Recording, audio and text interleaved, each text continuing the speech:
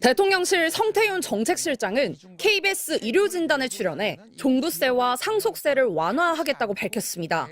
종부세를 초고가 1주택자와 다주택 보유자에게만 물려 사실상 폐지하고 현재 60%인 상속세 최고세율은 30% 수준으로 낮추겠다는 설명입니다.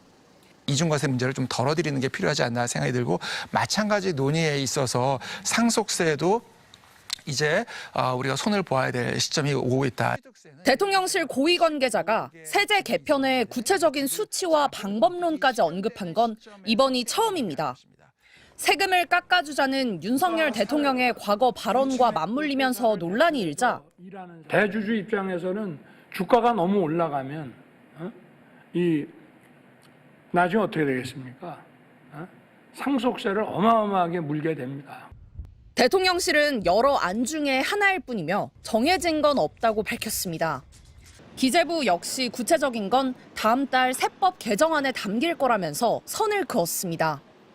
하지만 대통령실 관계자는 세제 개편의 신호탄으로 봐달라며 앞으로 감세 드라이브를 걸겠다는 점을 분명히 했습니다. 지지율이 답보 중인 상황에서 세금을 깎아 중산층을 공략하고 정책 주도권을 가져가겠다는 의도인 걸로 보입니다. 야권은 즉각 반발했습니다. 지난해 56조의 세수 부족을 겪고도 부자 감세에 나서는 건 무책임하다는 겁니다. 세수 결손이 생겨 곡간이 마를 때는 감세를 지양하는 것이 상식입니다. 부자 감세를 철회하십시오. 자영업자 연체율과 폐업률이 사상 최대인 상황에서 부자 감세는 민생과 서민을 외면하는 정책이라는 비판도 나왔습니다. 정부 여당이 감세를 추진해도 야당의 동의 없이는 어려운 만큼 세제 개편 이슈는 앞으로 정치권에서 또 다른 쟁점이 될 것으로 보입니다. MBC 뉴스 구승은입니다.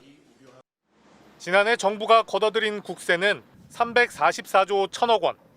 정부가 예산을 편성할 때 내놨던 계획보다 56조 4천억 원이나 덜 거쳤습니다. 역대 최대 규모의 세수 펑크. 윤석열 정부 출범 후 2년 연속 세수 부족입니다. 예상보다 법인세 24조 6천억 원이 덜 거쳤고, 양도소득세와 종합소득세가 16조 원, 부가가치세 역시 9조 4천억 원으로 3대 세목에서만 50조 원의 구멍이 났습니다.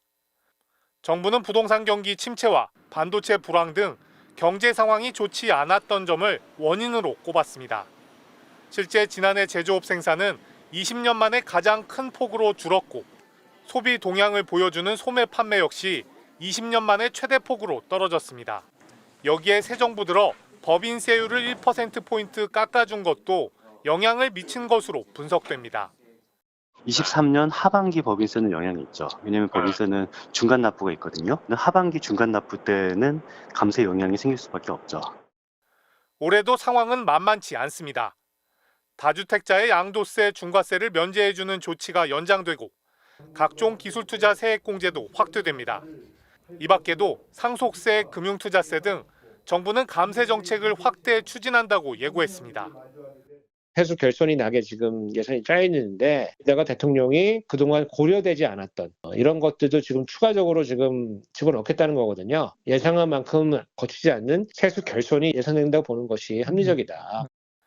기획재정부는 이미 올해 예산안에 감세 정책이 반영됐다며 작년과 같은 세수 부족은 벌어지지 않을 것이라고 밝혔습니다. MBC 뉴스 박진준입니다. 5,000세대가 넘는 서울 송파구의 한 아파트 단지.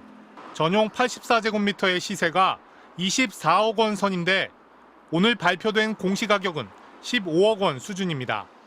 공시가격이 시세를 100% 반영한다면 1주택자의 보유세는 1,000만 원 정도지만 공시가격이 시세의 60% 정도로 책정되면서 보유세는 460만 원 정도로 줄어들게 됐습니다. 공시가격이 실거래가보다 너무 낮게 책정돼 조세 형평에 어긋난다며 나온 것이 가격 현실화 로드맵입니다. 2020년 여야 합의로 관련법이 통과됐고 점차적으로 공시가격을 올려 2035년에는 시세의 90%까지 반영하겠다는 계획이었습니다. 하지만 2년 전 시작된 부동산 침체로 시세는 떨어지는데 뒤늦게 반영된 공시가격은 오르는 모순이 발생하기도 했습니다. 윤석열 대통령이 공시가격 현실화 정책을 전면 폐기하겠다고 밝혔습니다.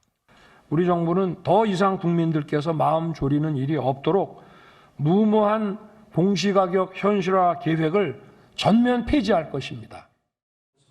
과도한 과세는 결국 임차인들에게 전가되어 사회적 약재의 부담 증가로 이어진다는 논리였습니다. 하지만 공시가격이 시세를 반영하지 못할 경우 조세의 형평성이 훼손되고 감세 혜택이 고가의 주택 소유자들에게 집중된다는 부자 감세 논란은 여전합니다. 재산을 훨씬 많이 가지고 있는 사람이 재산세도 좀 더 내고 복지 이제 혜택에 있어서도 이제 우선순위가 밀리는 게 당연한데 그런 형평성이 훼손되는 게 나타나는 거거든요. 여기에 현실화 정책을 폐지하려면 부동산 공시법 개정 등 국회를 통과해야 합니다. 정부는 법 개정 전까지는 2020년 수준으로 공시가격을 고정해 유지한다는 계획입니다. MBC 뉴스 박진준입니다.